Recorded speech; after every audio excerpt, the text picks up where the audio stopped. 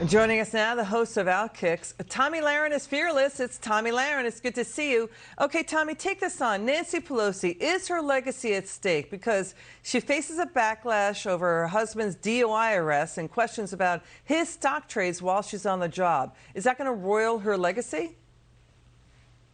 I think if anything should ruin her legacy, it should just be the track record and how Democrats have destroyed this country and her as the den mother leading the charge. But quite frankly, Liz, I don't think that Nancy Pelosi is that concerned about her legacy. I think she's far more concerned with retiring comfortably. She's got a lot of money in the bank. Paul Pelosi has a lot of money in the bank. They have benefited wildly from her position, like many other prominent Democrats. I know we spent a lot of time talking about the Biden family. This is somewhat similar in many regards. But I don't think she cares about her legacy. I think she's there to make money. I think she's there to stir up trouble. I think she knows that her time is coming for her to exit stage left, and it's time for the real radicals like AOC and the squad to take over, and she's going to retire comfortably, probably in a red state like Florida. Yeah, you know, we're looking at a mugshot of Paul Pelosi. You know, the car crash happened in late May. He blew through a stop sign, crashed his Porsche into a Jeep on a highway just 5 miles from their Napa home.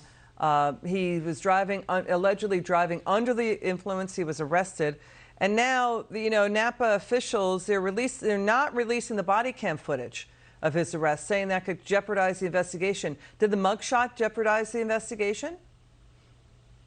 Well, we have the mugshot now, and I don't think it's jeopardizing anything. But listen, this took weeks to just get the mugshot. We need the body cam footage. We need the dash cam footage. We should get any content we had from a drunk tank. You know, if this were just any average Joe in California, we had access to this information. But the Pelosi family, like other prominent families in California, are protected. It's no different than Gavin Newsom and others in high places. And it just goes to show that you can allegedly be under the influence so long as you have influence. And this is just the kind of thing that breeds a lot of contempt for American people looking at our politicians, seeing that it's always rules for us, not rules for them, and they seem to get away with these things scot-free, or at least their names go a little bit unscathed given their prominence and their wealth and how much influence they wield, especially in places like California, where Democrats are certainly in charge. And Tomi, that's what's striking, right? Pelosi's been pretty much silent about how desperate things are in California. Reports are coming in that people are so unhappy they're moving to Mexico. They're fleeing the high taxes, the high crime,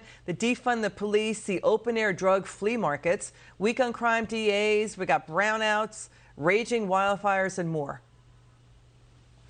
And this has been a problem in California for many years, but I think it's just reaching a fever pitch now. And the California people are getting upset. We saw, you know, an unsuccessful recall of Gavin Newsom, but you're seeing other DAs that are in trouble. I think George Gascon is probably next in Los Angeles. People are unhappy. They need to change the way that they vote. But I don't think that Democrats are too worried. I think they know that they have such a stranglehold, especially over the prominent unions, that they believe that they will remain in power. And unfortunately, because of the influence they wield, they probably will. And I think that Californians are just going to flee instead of trying to make their state better, which is really a shame. And Tomi, you know what's striking? The precinct by precinct voting maps in the Chesa Boudin recall, the DA, the weak on crime DA in San Francisco, it shows that minority voters turned out, blacks and Hispanics and Asians turned out way more than affluent college-educated whites, because minority communities are suffering more when crime rates are soaring. And Nancy Pelosi, Chuck Schumer, and the Democrats have been silent about that.